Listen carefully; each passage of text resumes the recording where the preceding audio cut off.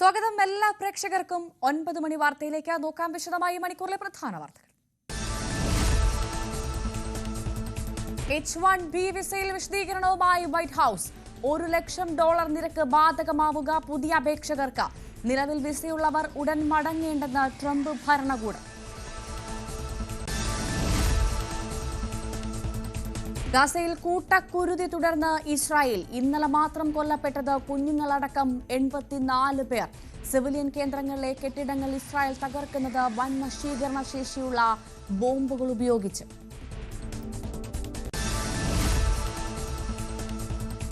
കഴിഞ്ഞയാഴ്ച യമനിലെ 10 ഓഫീസുകളിൽ ഇസ്രായേൽ നടത്തിയ ആക്രമണത്തിൽ 31 മാധ്യമപ്രവർത്തകരും ജീവനക്കാരും കൊല്ലപ്പെട്ടു.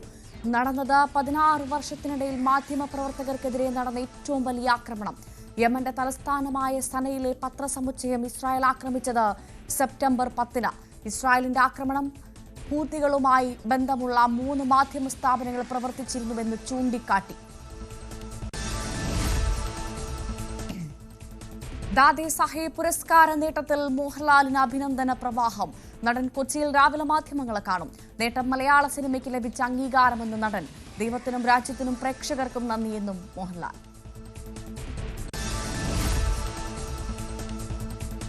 ആത്മഹത്യ ചെയ്ത തിരുവനന്തപുരം വാർഡ് കൌൺസിൽ അനിലിന്റെ സംസ്കാരം ഇന്ന്. BJP ജില്ലാ ഓഫീസിലും തിരുമലയിലും പൊതുദർശനം. BJP സംസ്ഥാന നേതൃത്വത്തിനെതിരെ വിമർശനം ശക്തം. തദ്ദേശ തെരഞ്ഞെടുപ്പിൽ ആത്മഹത്യായുധമാക്കാൻ CPM.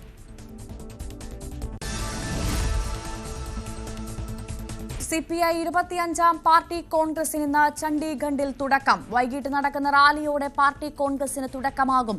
കേരളത്തിൽ നിന്ന് 114 പ്രതിനിധികൾ പങ്കെടുക്കും. നേതൃപദവിയിൽ 75 വയസ്സ് പ്രായപരിധി നടപ്പാക്കുമോ എന്ന് ആകാംക്ഷ.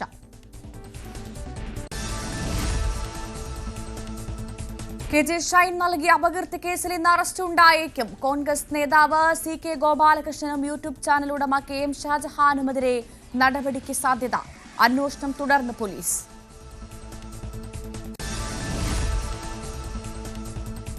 അമീബിക് മസ്തിഷ്ക ജ്വര ആശങ്ക തുടരുന്നു. കോഴിക്കോട് മെഡിക്കൽ കോളേജിൽ 9 പേർ ചികിത്സയിൽ. 13 വയസ്സുകാരന്റെ ആരോഗ്യനില തൃപ്തികരം.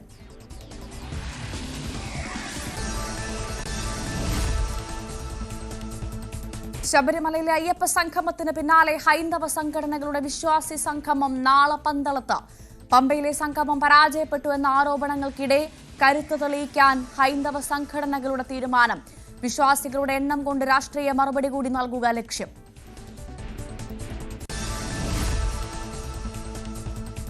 ഹസ്തദാന വിവാദത്തിനിടെ വീണ്ടും ഏഷ്യ കപ്പ് സൂപ്പർ 4-ൽ ഇന്ന് ഇന്ത്യ പാക് പോരാട്ടം. മത്സരം നിയന്ത്രിക്കുന്നത് റഫറി ആൻഡി പൈക്രോഫ്റ്റ്.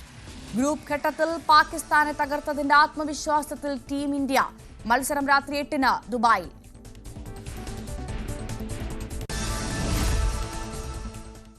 വിശദമായി നോക്കാം. ഗാസയിൽ കൂട്ടക്കുരുതി തുടർന്ന് ഇസ്രായേൽ. ഇന്നലെ മാത്രം കൊല്ലപ്പെട്ടത് കുഞ്ഞുങ്ങളടക്കം 84 പേർ. വൻ നശീകരണ ശേഷിയുള്ള ബോംബുകൾ ഉപയോഗിച്ചാണ് സിവിലിയൻ കേന്ദ്രങ്ങളിലെ കെട്ടിടങ്ങൾ ഇസ്രായേൽ തകർക്കുന്നത്. ആയുസിൽ കണ്ട ഏറ്റവും മോശം തകർച്ചയെന്നാണ് UN സെക്രട്ടറി ജനറലിന്റെ പ്രതികരണം. അതിനിടെ 47 ബന്ദികൾക്ക് വിട പറഞ്ഞുള്ള പോസ്റ്റർ ഹമാസ് പുറത്തിറക്കി. MG മിഥുൻ നൽകും വിവരങ്ങൾ. മിഥുൻ, കുഞ്ഞുങ്ങളടക്കം 84 പേരാണ് ഇന്നലെ മാത്രം കൊല്ലപ്പെട്ടത്. അത്രമേൽ ദയനീയമായ വേദനിപ്പിക്കുന്ന കാഴ്ചകൾക്കാണ് ഓരോ ദിവസവും നമ്മൾ ഗാസയിൽ നിന്ന് സാക്ഷികളാകുന്നത്. ഇപ്പോഴിതാ പൂർണ്ണമായി ഏകദേശം പിടിച്ചടക്കി കഴിഞ്ഞു ഗാസ എന്നുള്ള വിവരങ്ങളാണ് ലഭ്യമാകുന്നത്. ഏറ്റവും പുതിയ വിവരങ്ങൾ എന്തൊക്കെയാണ്? ഭവ്യ, കഴിഞ്ഞ ഒരാഴ്ചക്കിടെ, അതായത് കരയുദ്ധം കൂടുതൽ ഇസ്രായേൽ സേന ശക്തമാക്കിയതിന് പിന്നാലെ കഴിഞ്ഞ ഒരാഴ്ചക്കിടെ 500-ലധികം പേരാണ്, സാധാരണക്കാരായിട്ടുള്ള ജനങ്ങളാണ് ഗാസയിൽ മരിച്ചു വീഴുതിരിക്കുന്നത് എന്നുള്ളതാണ്.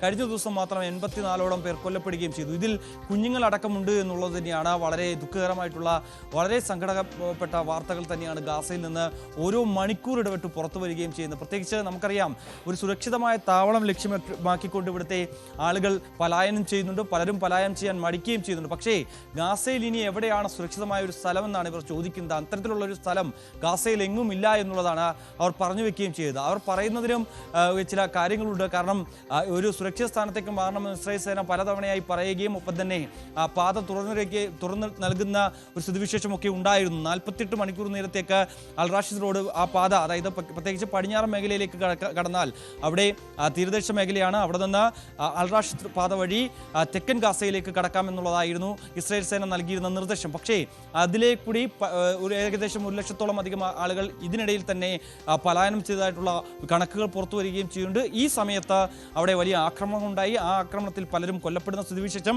വെള്ളം പോലും ലഭിക്കാതെ ഭക്ഷണം പോലും ലഭിക്കാതെ മരിച്ചു വീഴുന്നവരുടെ എണ്ണവും കുറവല്ല എന്നുള്ളതാണ് ഏറ്റവും പ്രധാനപ്പെട്ട കാര്യം.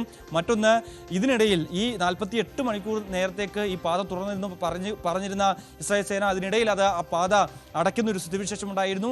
അവിടെ നിരവധി പേർ കുടുങ്ങിക്കിടക്കുകയും അതുമൂലം പലരും വലിയ ദുരന്തത്തിലേക്ക് കാര്യങ്ങൾ പോവുകയും ചെയ്ത് നമ്മൾ കാണുകയും ചെയ്തു. എന്തായാലും വടക്കൻ ഗാസ പൂർണ്ണമായും ഒറ്റപ്പെട്ട സ്ഥിതിവിശേഷം, ഇന്റർനെറ്റ് സേവനം പൂർണ്ണമായും മങ്ങിയ സ്ഥിതിവിശേഷം, അതുകൊണ്ട് തന്നെ പുറം ലോകവുമായി ഇവർക്കൊന്നും തന്നെ അറിയിക്കാൻ പറ്റാത്ത സാഹചര്യത്തിലേക്ക് മാറുന്നു എന്നുള്ളതാണ്. ഗാസ പൂർണ്ണമായും ഒറ്റപ്പെട്ട തരത്തിലേക്ക് കാര്യങ്ങൾ പോകുന്നു എന്നുള്ളതാണ്.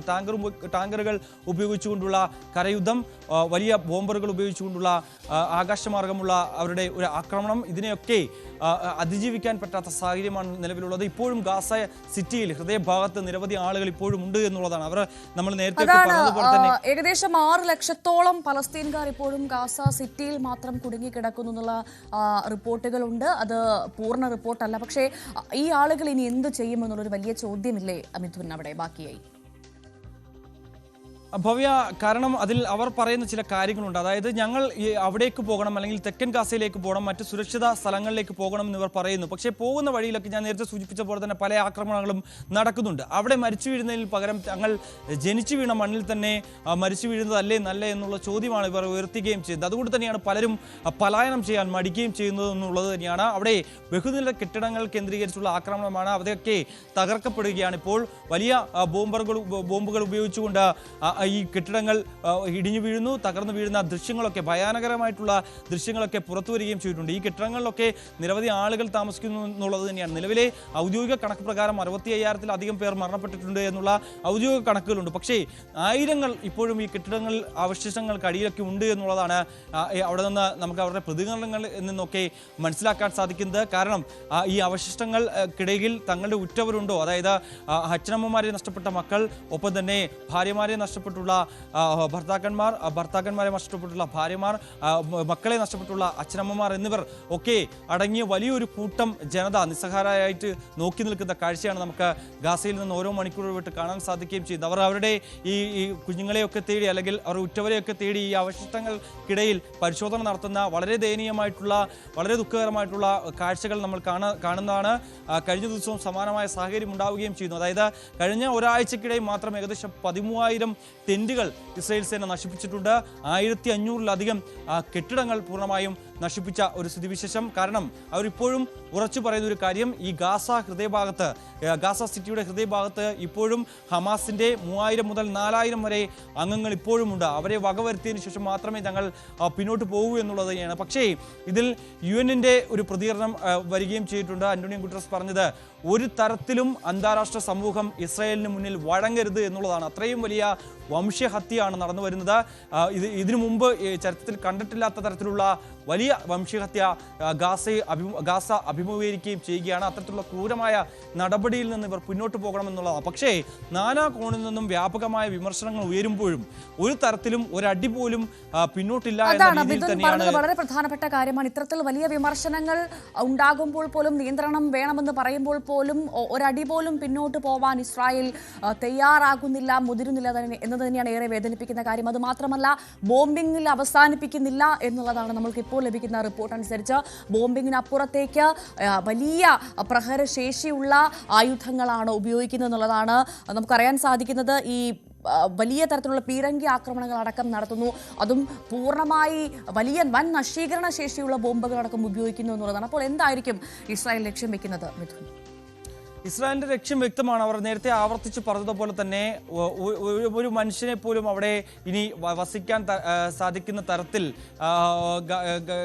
വസിക്കാതിരിക്കുന്ന തരത്തിൽ കാര്യങ്ങൾ മാറ്റിയെടുക്കുക എന്നുള്ളതാണ് ഇസ്രായേലിന്റെ തന്നെ. അതായത് ഹമാസിനെ പൂർണ്ണമായും ഉന്മൂലനം ചെയ്തുകൊണ്ട് ഉള്ള ഒരു പോരാട്ടത്തിലേക്കാണ് ഇസ്രായേൽ സേന കടന്നിരിക്കുന്നത്. അത് അവർ പൂർത്തീകരിച്ചതിന് ശേഷം മാത്രമേ ഇതിൽ നിന്ന് പിന്നോട്ടുള്ളൂ എന്ന് ആവർത്തിച്ച് പറയുന്നതാണ് നമുക്ക് കാണാൻ സാധിക്കുന്നത്. ബെഞ്ചമിൻ നെതന്യാഹു കഴിഞ്ഞ ദിവസങ്ങളിലും സമാനമായുള്ള പ്രതികരണം നടത്തി. ഇനിയും നിങ്ങൾ ആയുധം വെച്ച് കീഴടങ്ങാൻ തയ്യാറായില്ല എങ്കിൽ, ബന്ദി കൈമാറ്റം ഉൾപ്പെടെയുള്ള കാര്യങ്ങളിൽ ഒരു കൃത്യമായ വിവരം നൽകാൻ സാധിച്ചില്ല എങ്കിൽ ഇനി കാണാൻ പോകുന്നത് വലിയ ദുരന്തത്തിലേക്കായിരിക്കും. ഗാസ നിന്ന് കത്തുന്ന തരത്തിലേക്ക് കാര്യങ്ങൾ മാറുകയും ചെയ്യുന്നു. പക്ഷേ അതിനിടയിലും സമാനമായ ആക്രമണങ്ങൾ ഉണ്ടാകുന്നു എന്നുള്ളത് തന്നെയാണ്. ആകാശത്ത് നിന്ന് തീമഴ പെയ്യുന്ന തരത്തിലേക്ക് കാര്യങ്ങൾ പോകുന്നു. അത്രത്തോളം വലിയ മനുഷ്യക്കുരുതി അവിടെ നടന്നുകൊണ്ടിരിക്കുന്നു എന്നുള്ളത് തന്നെയാണ് അവർ ആവർത്തിച്ച് പറയുന്നത്.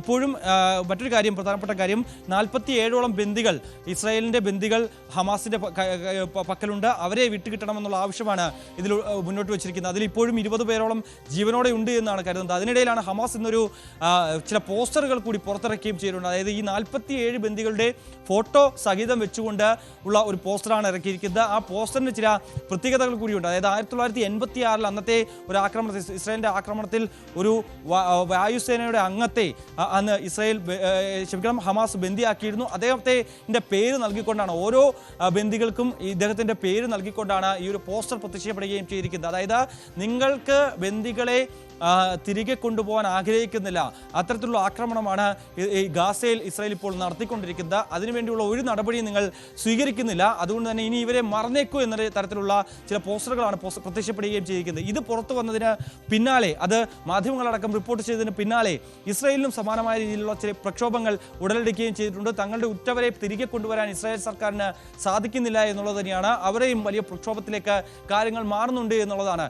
പ്രത്യേകിച്ച് വരാൻ പോകുന്ന തെരഞ്ഞെടുപ്പൊക്കെ മുന്നിൽ കണ്ടുകൊണ്ട് തന്നെയാണ് ബെഞ്ചമിൻ നെതന്യാഹു ഇത്രയും വലിയൊരു നീക്കം, അല്ലെങ്കിൽ ഇത്രയും വലിയൊരു സൈനിക നടപടികളിലേക്ക് കാര്യങ്ങൾ എത്തിക്കുകയും ചെയ്തത് നമുക്ക് മുന്നിലുണ്ട്. അതൊക്കെ മുന്നിൽ കണ്ടുകൊണ്ട് ഇപ്പോഴും ഒരു ആക്രമണം, വലിയ രൂക്ഷമായ ആക്രമണം നടത്തുകയാണ്.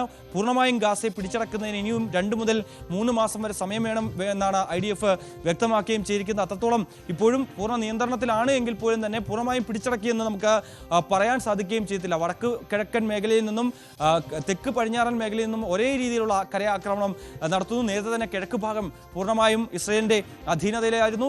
പടിഞ്ഞാറ് ഭാഗത്ത് നിന്നാണ് ഇത്തരത്തിലൊരു ഈ പലായനം ചെയ്യാനുള്ള റൂട്ട് എന്നുള്ളത്. അവിടെയും ഇസ്രായേലിന്റെ ആക്രമണങ്ങൾ പതിവായി നടക്കുന്നുണ്ട്, ബോംബിംഗ് നടക്കുന്നുണ്ട്.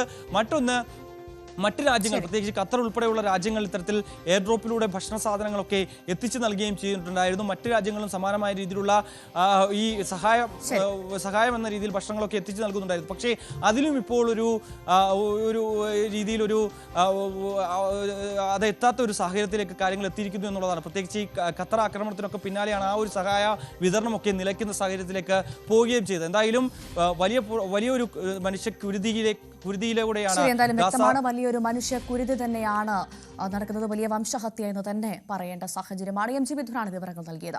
കഴിഞ്ഞയാഴ്ച യമനിലെ 10 ഓഫീസുകളിൽ ഇസ്രായേൽ നടത്തിയ ആക്രമണത്തിൽ 31 മാധ്യമപ്രവർത്തകരും ജീവനക്കാരും കൊല്ലപ്പെട്ടു. കഴിഞ്ഞ 16 വർഷത്തിനിടയിൽ മാധ്യമപ്രവർത്തകർക്കെതിരെ നടന്ന ഏറ്റവും വലിയ ആക്രമണമാണിത്. സെപ്റ്റംബർ 10 യമന്റെ തലസ്ഥാനമായ സനയിലെ ഒരു പത്രസമുച്ചയം ഇസ്രായേൽ ആക്രമിച്ചത്. ഹൂത്തികളുമായി ബന്ധമുള്ള 3 മാധ്യമ സ്ഥാപനങ്ങൾ ഇവിടെ പ്രവർത്തിച്ചിരുന്നുവെന്ന് ചൂണ്ടിക്കാട്ടിയായിരുന്നു ഇസ്രായേലിന്റെ ആക്രമണം. 2009 ഫിലിപ്പീൻസിൽ നടന്ന മാഗു ഇൻഡനാവോ കൂട്ടക്കൊലയ്ക്ക് ശേഷമുണ്ടായ ഏറ്റവും മാരകമായ 2ാമത്തെ ആക്രമണമായിരുന്നു ഇത്. ശബരിമലയിൽ നടന്ന ആഗോള അയ്യപ്പ സംഘവുമായി ബന്ധപ്പെട്ട് PMA സ്ഥല മാധ്യമങ്ങളെ കടന്നതിലേക്ക് പാർട്ടിയും അംഗീകരിക്കുന്നു എന്നുള്ളതാണ്. അല്ലെങ്കിൽ മുഖ്യമന്ത്രിയുടെ നിർദ്ദേശപ്രകാരം, അദ്ദേഹത്തിന്റെ ആഗ്രഹപ്രകാരം ശ്രീ വെള്ളാപ്പള്ളി ഇതൊക്കെ നടത്തി കൊടുക്കുകയാണ് എന്നാണ് ഞങ്ങൾ പറഞ്ഞാൽ അതിനാർക്കും കുറ്റപ്പെടുത്താൻ കഴിയില്ല.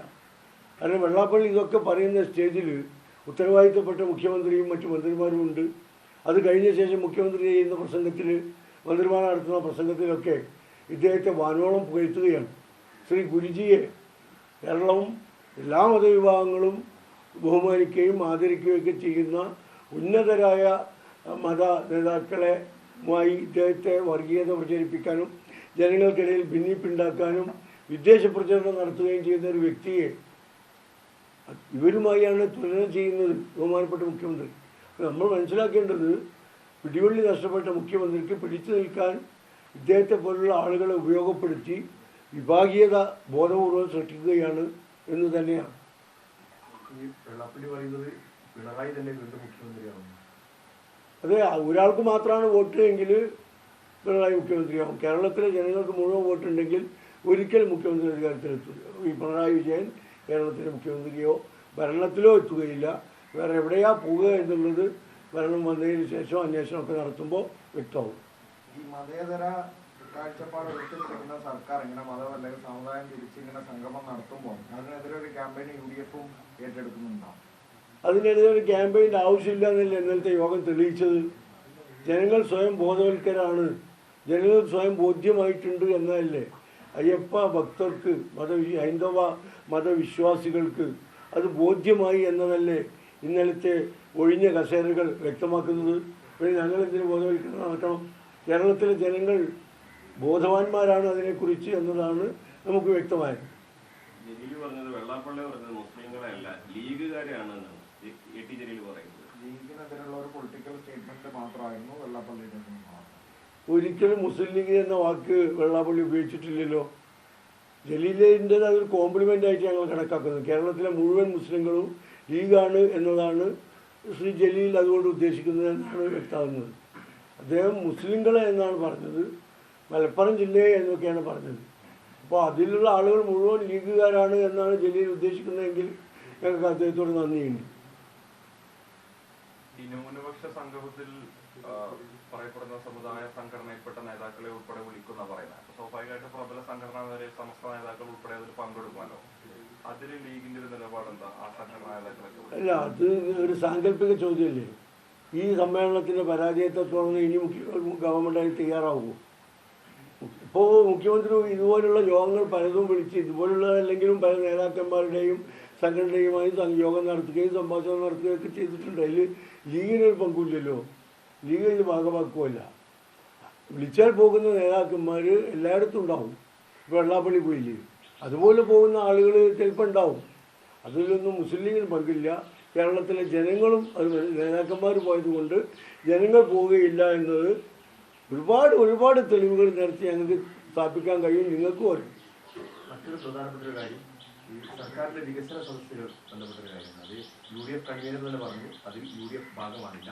പക്ഷെ മലപ്പുറത്ത് ലീഗ് ഒരു സർക്കുലർ എത്തി അതിൽ ഭാഗമാകണം എന്നുള്ളത് എന്താണ് ആ ഒരു പിന്നീട് തിരിച്ചു നൽകിയെങ്കിലും എന്താണ് അങ്ങനെ ഒരു ഇത് വന്നത്? അല്ല, അങ്ങനെയല്ല ഉദ്ദേശിച്ചത്. ആ സർക്കുലർ UDF-ന്റെ തീരുമാനത്തോടൊപ്പം മുസ്ലിം ലീഗുണ്ട്. UDF-ൽ നിന്ന് മാറി നിന്നിട്ടോ അതിന് വിരുദ്ധമായ ഒരു തീരുമാനം ഒരു കാര്യത്തിലും മുസ്ലിം ലീഗിനില്ല.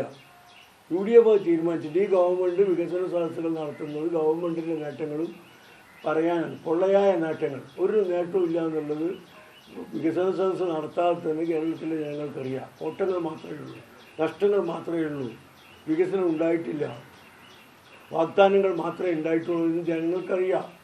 ഞങ്ങൾ വികസന സദസ്സ് നടത്തുന്നത് അതായത് UDF ഭരിക്കുന്ന തദ്ദേശ സ്ഥാപനങ്ങളിൽ ആ തദ്ദേശ സ്ഥാപനങ്ങൾ നടത്തിയ വികസനങ്ങൾ ജനങ്ങളെ ബോധ്യപ്പെടുത്താൻ ഞങ്ങളുടേതായ സദസ്സുകൾ നടത്തും, ജനങ്ങളുമായി ബന്ധപ്പെടും എന്നാണ് കേരളത്തിൽ മലപ്പുറം ജില്ലയിൽ മുസ്ലിം ലീഗും കോൺഗ്രസും അടങ്ങുന്ന UDF തീരുമാനിച്ചത്. ഗവൺമെൻറ്റിൻ്റെ പരിപാടിയുമായി സഹകരിക്കാനല്ല, സ്വന്തമായി അതായത് ഞങ്ങൾ UDF ഭരിക്കുന്ന തദ്ദേശ സ്ഥാപനങ്ങളിൽ നടത്തിയ അയ്യപ്പ സംഗമം കേരളത്തിലെ ജനങ്ങളെ വിഡ്ഢിയാക്കുന്ന ഏർപ്പാടെന്ന് PMA സലാം പറയുന്നു. സർക്കാർ ഇറങ്ങിപ്പോകുന്ന സമയത്ത് കളിച്ചൊരു നാടകമാണ്. വിഭാഗീയത സൃഷ്ടിച്ച് വർഗീയത കത്തിക്കാനുള്ള നീക്കം നടത്തുന്നു.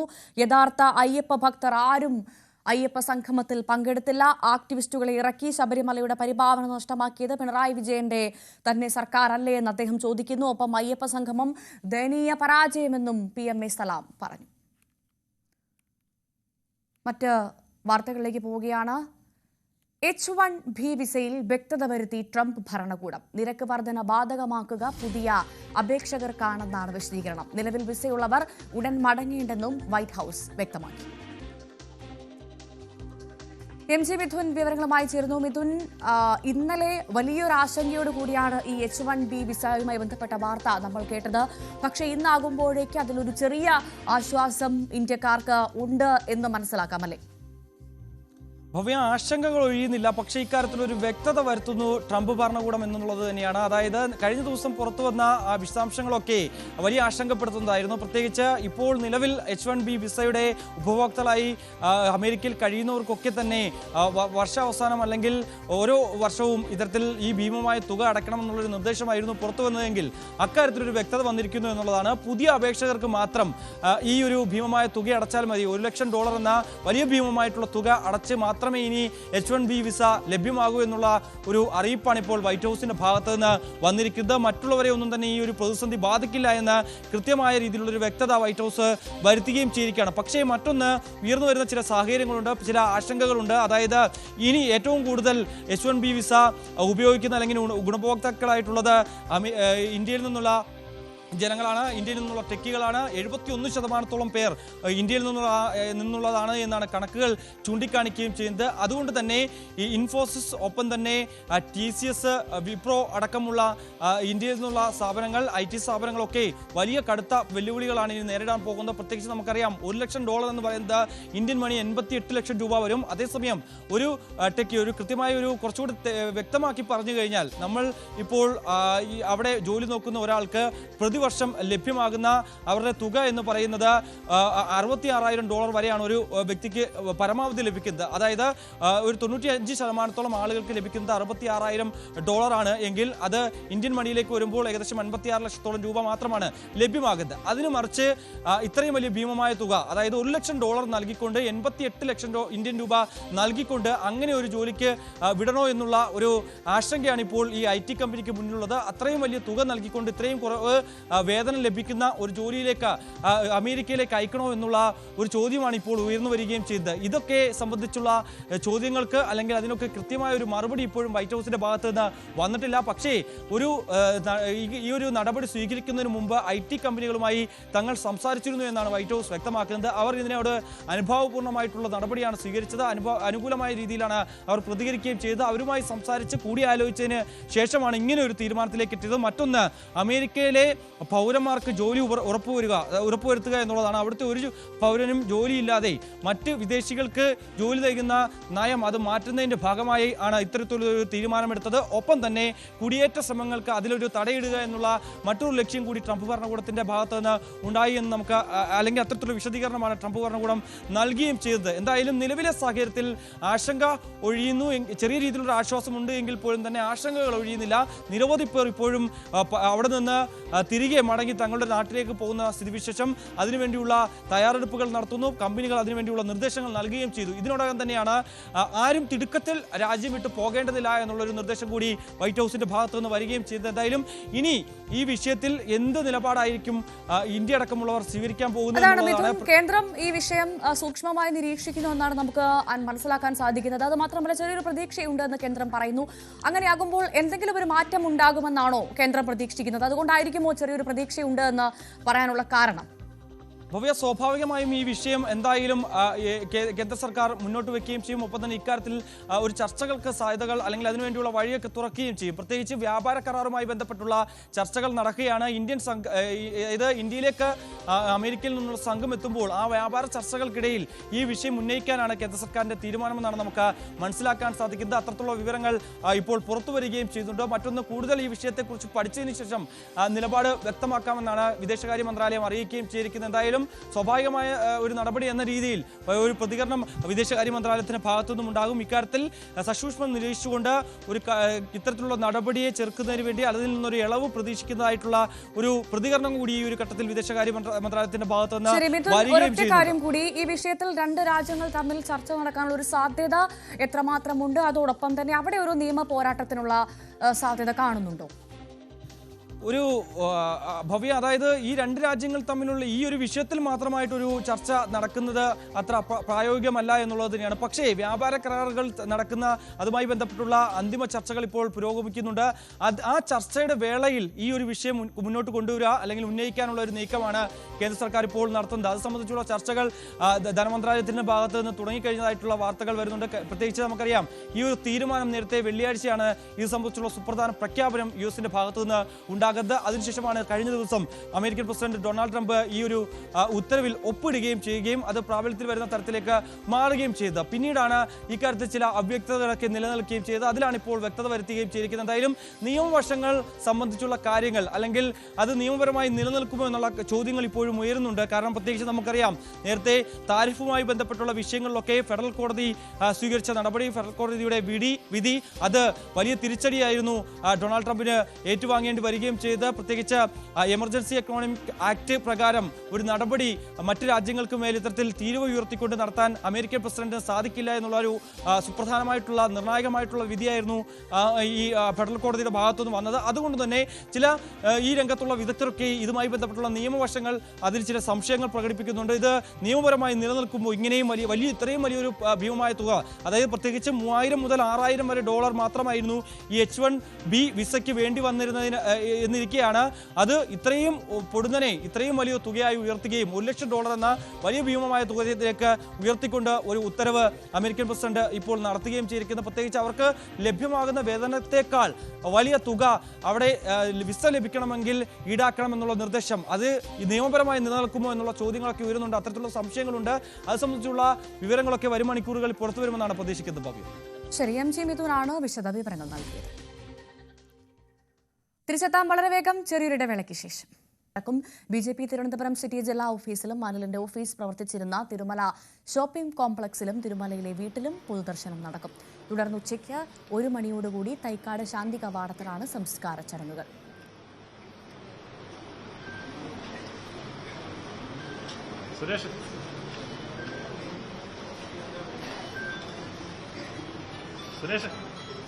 സാരംഗ് സുധാകരൻ വിവരങ്ങളുമായി ചേരുന്നു. സാരംഗ്, അനിലിന്റെ മൃതദേഹം സംസ്കാര ചടങ്ങ് പൊതുദർശനത്തിനായി എത്തിച്ചിരിക്കുന്നു എന്നാണ് മനസ്സിലാക്കുന്നത്. ഇതുമായി ബന്ധപ്പെട്ട് വലിയ വിമർശനം BJP നേരിട്ടതാണ്. അതുമായി ബന്ധപ്പെട്ട് വലിയ പ്രതിഷേധങ്ങൾ ഇന്നലെ ഉണ്ടായിരുന്നു. മാധ്യമങ്ങൾക്കടക്കം നേരെയുള്ള പ്രതിഷേധം, ആക്രമണം നമ്മൾ ഇന്നലെ കണ്ടതാണ്. പക്ഷേ അത്ര പെട്ടെന്നൊന്നും ഈ വിഷയത്തിൽ നിന്ന് ഒഴിഞ്ഞു പോവാൻ BJPക്ക് സാധിക്കില്ല, അത് കാര്യത്തിൽ സംശയമില്ല. തീർച്ചയായും ഭവ്യ, വളരെ ദാരുണമായൊരു സംഭവമായിരുന്നു ഇന്നലെ തിരുമല വാർഡ് കൗൺസിലർ ആത്മഹത്യ ചെയ്തതും പിന്നീട് അതുമായി ബന്ധപ്പെട്ടുണ്ടായ രാഷ്ട്രീയ വിവാദങ്ങളും മാധ്യമപ്രവർത്തകർക്ക് നേരെയുണ്ടായ ആക്രമണവും അടക്കം. തിരുവനന്തപുരത്തിൻ്റെ ജനകീയ മുഖമായിരുന്നു അനിൽ. മാത്രമല്ല എല്ലാ ജനകീയ വിഷയങ്ങളിലും അദ്ദേഹം വളരെ സജീവമായി ഇടപെട്ടിരുന്നു. അത്തരത്തിൽ തന്നെ ഉണ്ടായിരുന്ന ഒരു സൊസൈറ്റിയുമായി ബന്ധപ്പെട്ടുണ്ടായ ഒരു സാമ്പത്തിക പ്രശ്നമാണ് ഇത്തരത്തിലൊരു കടുത്ത തീരുമാനത്തിലേക്ക് അദ്ദേഹത്തിന് പോവേണ്ടി വന്നത്. ഈ ഒരു ഫാം സൊസൈറ്റിയുമായി ബന്ധപ്പെട്ട് കുറച്ച് ദിവസങ്ങളുമായി ഒരു 7 കോടിയോളം വരുന്ന ഒരു ഇത്തരത്തിലൊരു സാമ്പത്തിക പ്രതിസന്ധി നിലനിന്നിരുന്നു. അതിൽ കൃത്യമായ ഒരു തീരുമാനത്തിലേക്ക് എത്താൻ അദ്ദേഹത്തിന് കഴിഞ്ഞില്ല. മാത്രമല്ല ഇത് മുഴുവൻ തൻ്റെ തോളിലേക്ക് വരുന്നൊരു സാഹചര്യം ഉടലെടുത്തതുകൊണ്ടാണ് പിന്നീട് ഇത്തരത്തിലൊരു കടുത്ത തീരുമാനം എടുക്കുന്നത്. കാരണം നമുക്കറിയാം, ഞാൻ വരാം, തുടരുക. ഇപ്പോൾ ദേവസ്വം മന്ത്രി VN വാസവൻ അയ്യപ്പ സംഘവുമായി ബന്ധപ്പെട്ട് സംസാരിക്കുന്നു. അതിലേക്ക് യഥാർത്ഥത്തിൽ ഒരു വിശ്വമാനവയുടെ മഹാസംഗമമായി മാറി. നമ്മൾ 3000 പേരെ ലക്ഷ്യമിട്ടായിരുന്നു നമ്മൾ നേരത്തെ രജിസ്ട്രേഷൻ നടപടികളും അനൗൺസ് ചെയ്തതും നടപടികളെല്ലാം നീക്കി. എന്നാൽ പന്തലയങ്ങൾ ഒരു 5000 പേർക്ക് ഇരിക്കാൻ ആവശ്യമായ രൂപത്തിൽ ക്രമീകരിക്കാൻ ഊരാളുങ്കൽ ലേബർ കോൺട്രാക്ട് സൊസൈറ്റിയെ ചുമതലപ്പെടുത്തിയിരുന്നു. അതുകൊണ്ട് അവരത് വളരെ ഭംഗിയായി മനോഹരമായി അത്രയും ആളുകൾ ഉൾക്കൊള്ളാൻ കഴിയുന്ന രൂപത്തിലേക്ക് തയ്യാറാക്കിയിരുന്നുകൊണ്ട് 4126 പേർ പങ്കെടുത്തിട്ടും നമുക്ക് ഹാളിൽ അവരെ മുഴുവൻ ഇരുത്താൻ പറ്റിയില്ലെങ്കിലും കുറേ പേർ സ്റ്റാൻഡ് ചെയ്യേണ്ടി വരും. ആ രൂപത്തിൽ 4000-നടുത്ത് കസേരകൾ നമുക്ക് കൊടുക്കാൻ കഴിഞ്ഞു. അത് കഴിഞ്ഞതിന് ശേഷമുള്ള സ്റ്റാൻഡിങ് ആയിട്ട് ആളുകളുണ്ടായിരുന്നു. അപ്പോൾ ആ ഉദ്ഘാടന സമ്മേളനം നടക്കുമ്പോൾ ആ സദസ്സും ഓഡിയൻസിനെയും കൊടുത്തിട്ടുള്ള ഒട്ടേറെ ദൃശ്യമാധ്യമങ്ങളുണ്ട്, സോഷ്യൽ മീഡിയ ഉണ്ട്. അതെടുത്ത് നോക്കിയാൽ മതി മറ്റെല്ലാ തരത്തിലുള്ള തെറ്റായ പ്രചരണങ്ങളും. എന്നുവെച്ചാൽ ഇത് ആരംഭിക്കുന്നതിന് മുമ്പ് രാവിലെ 8 മണിക്കും 7:30 മണിക്കും 9 മണിക്കും ഒക്കെ എടുത്ത് ഒരേ ഭാഗം കൊടുത്തിട്ടുള്ള ആളുകളാണ് ഈ ഒഴിഞ്ഞ കസേര കാണിച്ചുകൊണ്ട് ഇത്തരത്തിലുള്ള തെറ്റായ പ്രചരണം നടത്തി. അതേസമയത്ത് 9:30 മണിക്കാണ് ഇവിടെ തമിഴ് തന്ത്രികൾ, ശബരിമല തന്ത്രികൾ വന്ന് ഭദ്രദീപം കൊളുത്തുന്നത്. ആ സമയത്തുമ്പോഴേക്ക് ഓഡിറ്റോറിയം നടന്നു. അത് കഴിഞ്ഞിട്ട് ബഹുമാന്യനായ മുഖ്യമന്ത്രി വേദിയിലേക്ക് എത്തുന്നത് 9:55-ന്. ആദ്യം കൈരപ്പുറം ദാമോദരൻ നമ്പൂതിരിയുടെ ഭക്തിഗാനത്തോടു കൂടിയാണ് സംഗമത്തിന് തുടക്കം കുറിച്ചത്. അപ്പോൾ 9:55-ന് അത് ആരംഭിച്ചു. അപ്പോൾ ഓഡിറ്റോറിയം നിറഞ്ഞു കവിഞ്ഞ് ആളുകൾ നിൽക്കുന്ന ഇടയില്ലാത്ത രൂപത്തിലേക്ക് എത്തിച്ചു. ഉദ്ഘാടന സമ്മേളനം 10 മണിക്ക് ആരംഭിച്ചു, സ്വാഗതം ആരംഭിച്ചു. മുഖ്യമന്ത്രി പ്രസംഗിക്കുമ്പോഴേക്കും ഓഡിറ്റോറിയത്തിനിടയില്ലാതെ എല്ലാ സൈഡിലും ഭക്തജനങ്ങൾ നിൽക്കുന്ന ഒരവസ്ഥയുണ്ടായി. അങ്ങനെ പൊതുവിൽ ആ സമ്മേളനം ഉള്ളടക്കമെടുക്കുമ്പോൾ, സംഗമം ഉള്ളടക്കമെടുക്കുമ്പോൾ പങ്കെടുത്തിരുന്നത് 4126 പേരാണ്. 182 പേരാണ് വിവിധ വിദേശ രാജ്യങ്ങളിൽ നിന്നായി പങ്കെടുത്തിരുന്ന വിദേശപ്രതിനിധികൾ ഏറ്റവും കൂടുതൽ വന്നത് ശ്രീലങ്കയിൽ നിന്നാണ്, 39 പേരായി. അതുപോലെ മറ്റ് വിദേശ രാജ്യങ്ങളിൽ നിന്നുള്ള ഓരോന്നും കൃത്യമായി അക്കമിട്ട് ഏതൊക്കെ രാജ്യങ്ങളിൽ നിന്ന് ആരൊക്കെ വന്നു എന്നുള്ളത് ഇന്നലെ പത്രസമ്മേളനത്തിൽ കൃത്യമായി ഞാൻ വിശദീകരിച്ചു. 182 പേർ. ഇന്ത്യയിലെ വിവിധ സംസ്ഥാനങ്ങളിൽ നിന്നായി പങ്കെടുത്തിരുന്നത് 2125 പേരാണ്. അത് ഏതൊക്കെ സംസ്ഥാനത്തു നിന്നാണ് വന്നത് എന്ന കാര്യം, അതിൽ ഏറ്റവും കൂടുതൽ കേരളം കഴിഞ്ഞാൽ വന്ന സംസ്ഥാനം തമിഴ്നാടാണ്. തമിഴ്നാട്, കർണാടക, ആന്ധ്രാപ്രദേശ്, തെലുങ്കാന, ഒഡീഷ, ഡൽഹി, ഛത്തീസ്ഗഡ്, പഞ്ചാബ്, ഗുജറാത്ത്, മഹാരാഷ്ട്ര തുടങ്ങിയിട്ടുള്ള ഉത്തരേന്ത്യൻ സംസ്ഥാനങ്ങളിൽ നിന്നുൾപ്പെടെ 2125 ആളുകൾ പങ്കെടുത്തു. അവശേഷിച്ച 1819 പേർ കേരളത്തിൻ്റെ വിവിധ പ്രദേശങ്ങളിൽ രജിസ്റ്റർ ചെയ്ത് തിരുവിതാംകൂർ ദേവസ്വം ബോർഡിന് പുറമെ കൊച്ചിൻ ദേവസ്വം ബോർഡ്, മലബാർ ദേവസ്വം ബോർഡ്, അതുപോലെ തന്നെ കൂടൽമാണിക്യ ദേവസ്വം ബോർഡ്, ഗുരുവായൂർ ദേവസ്വം ബോർഡ്, ഈ ദേവസ്വം ബോർഡുകളെല്ലാം കേന്ദ്രീകരിച്ച് അവർ പ്രത്യേകമായി തയ്യാറാക്കിയ വാഹനങ്ങൾ നേരത്തെ പറഞ്ഞിരുന്നതനുസരിച്ചുള്ള അയ്യപ്പന്മാരെയും കൂടി അണിനിരത്തി കഴിഞ്ഞപ്പോൾ നമുക്ക് ടോട്ടൽ 4126 പേർ നമുക്ക് നമ്പർ എണ്ണി രജിസ്റ്റർ ചെയ്ത് വന്നെങ്കിൽ അതിന് പുറമെ തീർത്ഥാടകരായി ഒരുപക്ഷെ വന്നിട്ടുള്ളവരുൾപ്പെടെ കയറിയിട്ടുണ്ടാവാം. അതിൽ മറ്റ് ജീവനക്കാരൻ്റെ ഒന്നും കണക്ക് കൂട്ടാതെയാണ് ഞങ്ങൾ ഈ കാര്യങ്ങൾ സൂചിപ്പിച്ചത്. നമുക്ക് പിന്നീട് ബഹുമാനപ്പെട്ട കേരള ഹൈക്കോടതി ഇതിന് അനുമതി തരുമ്പോൾ തന്നെ നിർദ്ദേശിച്ചിട്ടുള്ള 2-3 കാര്യങ്ങളുണ്ട്.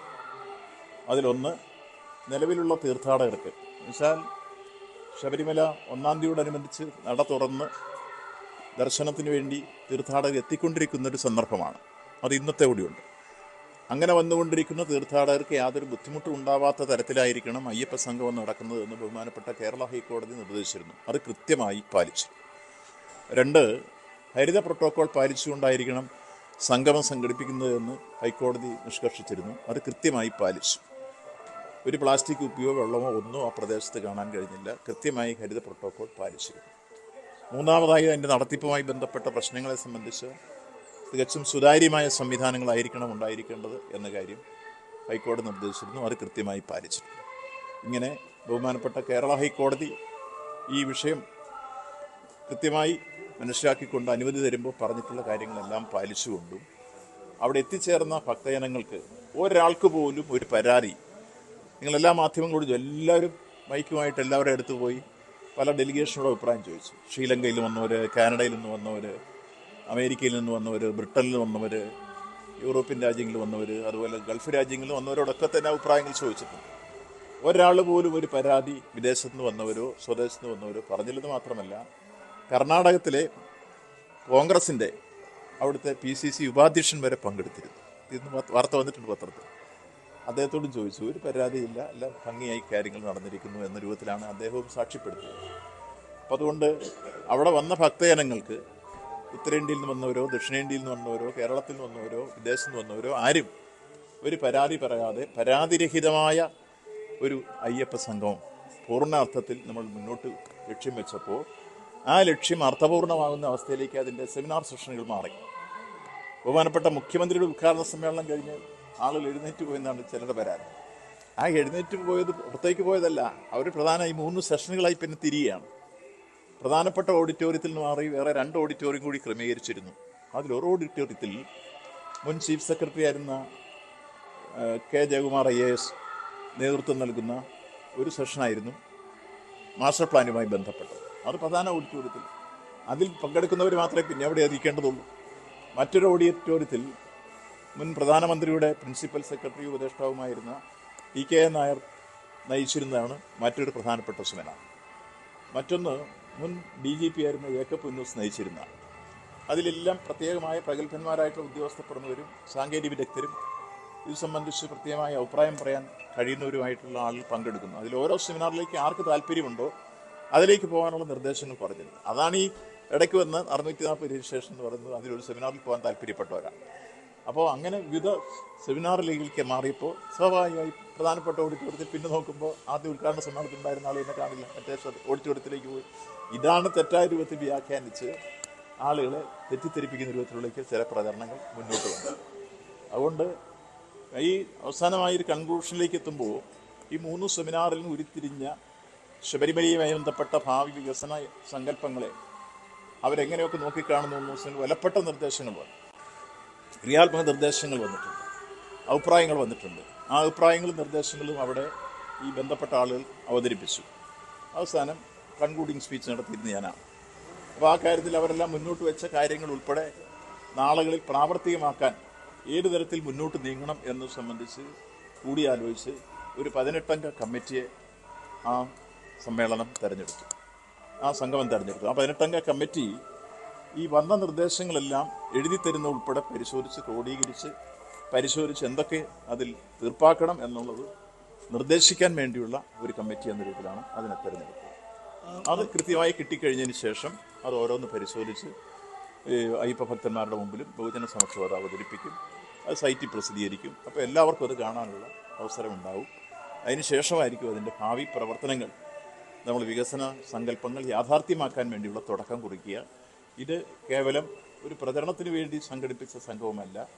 അവിടെ വന്നിട്ടുള്ള ഫലപ്രദമായ ക്രിയാത്മക നിർദ്ദേശങ്ങളും പശ്ചാത്തല വികസന സൗകര്യങ്ങളും ആഗോള തീർത്ഥാടന കേന്ദ്രമാക്കി മാറ്റി തീർക്കുക എന്ന ആത്യന്തിക ലക്ഷ്യവും നടപ്പാക്കാൻ വേണ്ടിയുള്ളതാണ് എന്ന രൂപത്തിൽ തന്നെ പിന്നീട് അതിൻ്റെ തുടർ പ്രവർത്തനങ്ങൾ ഉണ്ടാവും. അതാണ് പൊതുവിൽ നിർദ്ദേശിക്കാൻ, അതാണ് ഈ കാര്യത്തിൽ ഏറ്റവും പ്രാധാന്യം അർഹിക്കുന്ന കാര്യം. ഈ ഒഴിഞ്ഞ കസേരകൾ AI നിർമ്മിതിയാണെന്നുള്ളതാണ് പാർട്ടി സംസ്ഥാന സെക്രട്ടറി ഒക്കെ പറഞ്ഞിരിക്കുന്നത്, ശരിയാണ്? അല്ല, അത് ഇപ്പോൾ അദ്ദേഹം ഈ കാര്യം നേരത്തെ തന്നെ ഉള്ളടക്കം ദൃശ്യമാധ്യമങ്ങളിൽ കണ്ടിട്ടുണ്ട്, സോഷ്യൽ മീഡിയയിൽ കണ്ടിട്ടുണ്ട്. ഞങ്ങൾ വിശദീകരിച്ചു, കൃത്യമായി നമ്പർ സഹിതമാണ് ഞങ്ങൾ പറഞ്ഞത്. ആ ഒഴിഞ്ഞ കസേരകൾ എടുത്തത് ഞങ്ങൾ നേരിൽ കണ്ടതാണ്. ഈ സമ്മേളനം തുടങ്ങുന്നതിന് മുമ്പേ ചില കൂട്ടർ വന്നത് എടുത്തുകൊണ്ട് പോയിട്ട് അത് കൊടുത്തു തുടങ്ങിയത് പിന്നെ അങ്ങ് കൊടുത്തുകൊണ്ടിരിക്കുകയാണ്. അത് സ്വാഭാവികം ഒരു തുടക്കഘട്ടത്തിൽ ആദ്യം കുറേ ഒന്നും വരും. അതിൻ്റെ തുടക്കം ആരംഭിക്കുന്ന ഞാൻ ഓരോ ടൈം വെച്ച് ഞാൻ പറഞ്ഞല്ലോ, 9:55 എത്തുമ്പോൾ ഓഡിറ്റോറിയം നിറഞ്ഞു കവിഞ്ഞ് ആളുകൾ നിൽക്കുന്ന രൂപത്തിലേക്ക്, ഭക്തർ നിൽക്കുന്ന സ്ഥലത്തേക്ക് 8 മണിക്കും 7:30 മണിക്കും എടുത്തവർക്ക് ഇങ്ങനെ ഉണ്ടാവും. അത് വെച്ചൊരു പ്രചരണം നടത്തി രാഷ്ട്രീയപരമായിട്ട് അതിനകത്ത് പല സംഘവിധ താല്പര്യങ്ങളുണ്ടാവും. അതിനൊന്നും ഞങ്ങൾ അത് അവരുടെ സ്വാതന്ത്ര്യമാണ് അവർ ചെയ്യട്ടെ. അവരെ പക്ഷേ സത്യസന്ധമായി മാധ്യമ പ്രവർത്തനം നടത്തിയവർ ഇന്നലെ ലാസ്റ്റിൽ ഒരു മാധ്യമം ആ രൂപത്തിൽ സംബന്ധിച്ച് കൃത്യമായി കാര്യങ്ങൾ കണക്കുകൾ സംസാരിക്കുന്ന ഞാൻ കേട്ടു. അപ്പോൾ സത്യസന്ധമായി കാര്യങ്ങൾ അവതരിപ്പിച്ച മാധ്യമങ്ങളുമുണ്ട് ഭൂരിപക്ഷം. അവരാരും ഇന്നത്തെ മാധ്യമങ്ങൾ പത്രങ്ങളെടുത്തു, എല്ലാ പത്രങ്ങളിലും നിങ്ങളൊന്ന് പരിശോധിച്ച് നോക്കി, കൃത്യമായി ആ ഓഡിയൻസിൻ്റെ പാഠം സഹിതം കൊടുത്തിട്ട് അതിനെക്കുറിച്ച് ഒരു ആക്ഷേപം പറഞ്ഞിട്ടില്ല.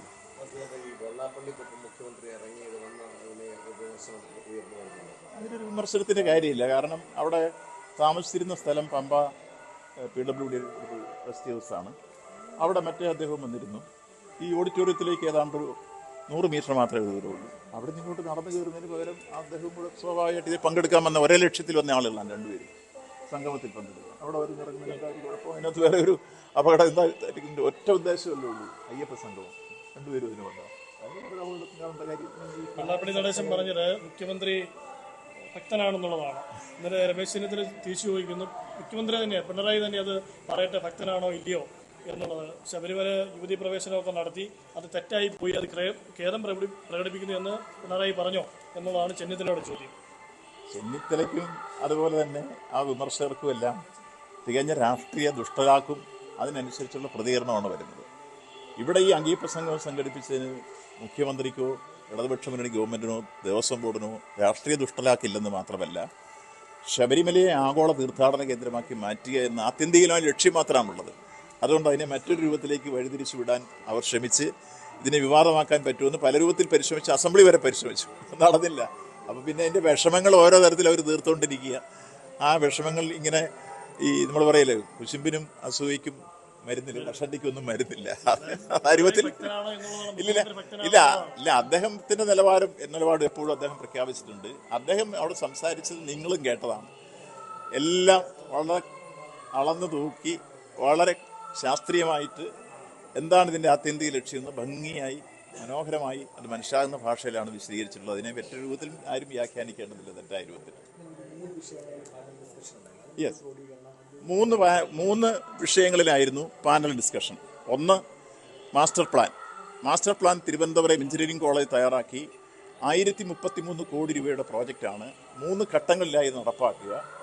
അത് സംബന്ധിച്ച് സാനിറ്റേഷൻ്റെ പ്രശ്നങ്ങളുണ്ട്, അതോടൊപ്പം തന്നെ സഞ്ചാരയോഗ്യമായ പാതയുടെ പ്രശ്നമുണ്ട്, അമ്യൂണിറ്റി സെൻറ്റർ നിർമ്മിക്കുന്നതിൻ്റെ വിഷയങ്ങളുണ്ട്, ഇപ്പോൾ ഉള്ള കെട്ടിടങ്ങൾ ഏതൊക്കെ തരത്തിലേക്ക് മാറ്റണമെന്നുള്ളതുണ്ട്, അതുപോലെ തന്നെ പാരിസ്ഥിതിക പ്രശ്നം സംരക്ഷിക്കുന്ന നിർദ്ദേശങ്ങളുണ്ട്.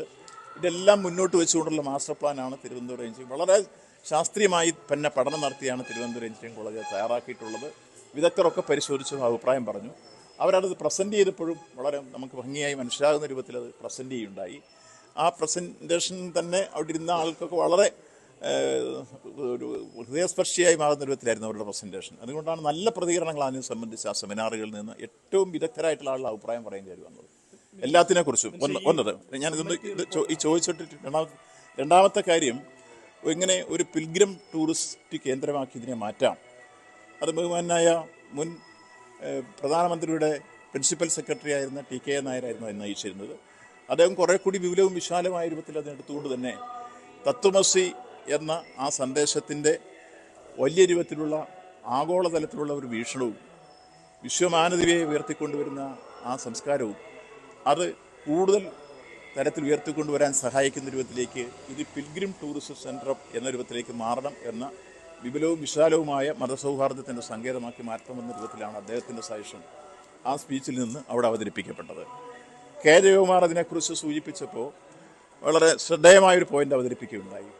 ക്രൗഡ് മാനേജ്മെൻ്റ് എന്നുള്ള ടൈറ്റിൽ മാറിയിട്ട് പിൽഗ്രിം ടൂറിസത്തിൻ്റെ മാനേജ്മെൻറ്റ് എങ്ങനെ എന്നുള്ള രൂപത്തിലേക്കാക്കി മാറ്റണം. ക്രൗഡ് മാനേജ്മെൻ്റ് എന്ന് വരുമ്പോൾ ഒരു പക്ഷേ വരുന്ന ക്രൗഡിനെ നിയന്ത്രിക്കാൻ പോലീസിന് ചിലപ്പോൾ ബലപ്രയോഗങ്ങളോ തെറ്റായ രൂപത്തിലുള്ള സമീപനമൊക്കെ സ്വീകരിക്കേണ്ടി വരും. അതുപോലും തോന്നാൻ പാടില്ല. അതിൽ പിൽഗ്രിം ടൂറിസം ആകുമ്പോൾ കുറേ കൂടി ആളുകൾക്കത് വളരെ വ്യക്തമായി മനസ്സിൽ പതിയുന്ന രൂപത്തിലേക്ക് അതിൻ്റെ സൗമ്യതയും ഒപ്പം ആതിഥേയ സംസ്കാരത്തിൻ്റെ ഉയർന്ന രൂപവുമെല്ലാം പ്രതിഫലിക്കും. അങ്ങനെയാക്കി ആ വീട് തന്നെ മാറ്റണം എന്നുള്ള സജഷനാണ് K. ജയകുമാർ ഇതിനകത്ത് മുന്നോട്ട് വെച്ച മറ്റൊരാശയം. അപ്പോൾ ഏതായിരുന്നാലും അതിന് തന്നെ ആർട്ടിഫിഷ്യൽ ഇൻ്റലിജൻസിൻ്റെ എല്ലാം സംവിധാനം പ്രയോജനപ്പെടുത്തിക്കൊണ്ട് ആൾക്കൂട്ട നിയന്ത്രണം ഉറപ്പാക്കാൻ കഴിയും എന്നുള്ള നിർദ്ദേശമാണ് ADGPയും അതുപോലെ DGP ആയിരുന്ന ജേക്കബ് പുന്നൂസുമെല്ലാം ചർച്ച ചെയ്ത ആ സെഷൻ മുന്നോട്ട് വെച്ചു. ആഗോള അയ്യപ്പ സംഗമത്തിൽ ആളുകൾ കുറഞ്ഞു എന്നുള്ള വിമർശനത്തിന് മറുപടി പറയുകയായിരുന്നു ദേവസ്വം മന്ത്രി. അദ്ദേഹം വളരെ കൃത്യമായി പറയുന്നു, ഇത് പ്രതിപക്ഷത്തിന്റെ ഇടപെടലാണ് ഇതിന് കാരണം. ആഗോള അയ്യപ്പ സംഗമം വൻ വിജയമായിരുന്നു എന്നാണ് ദേവസ്വം മന്ത്രി പ്രതികരിച്ചത്. തിരിച്ചെത്താൻ വളരെ മറ്റ് വാർത്തകളിലേക്ക് ഇടവേളയ്ക്ക് ശേഷം.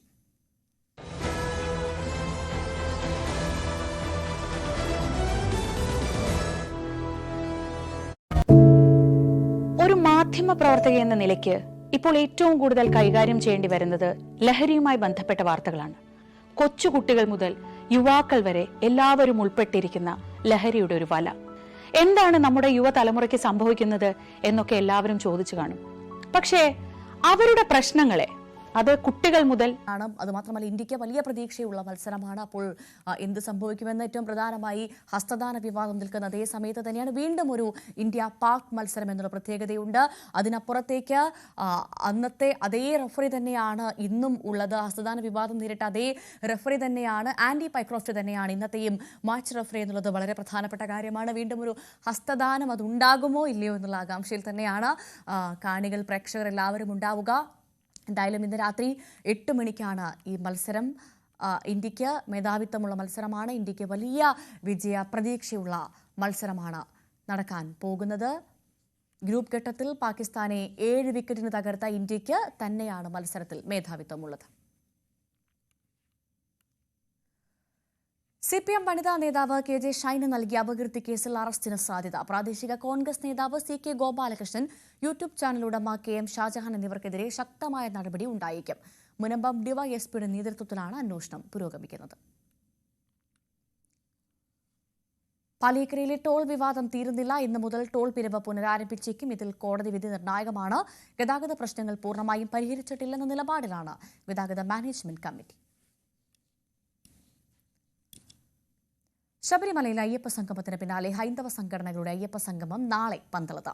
പമ്പയിലെ സംഗമം പരാജയപ്പെട്ടു എന്ന ആരോപണങ്ങൾക്കിടെ കരുത്ത് തെളിയിക്കാനാണ് ഹൈന്ദവ സംഘടനകളുടെ തീരുമാനം. വിശ്വാസികളുടെ എണ്ണം കൊണ്ട് രാഷ്ട്രീയ മറുപടി കൂടി നൽകുകയാണ് പന്തളത്തെ സംഗമത്തിന്റെ ഒരു പ്രധാനപ്പെട്ട ലക്ഷ്യം.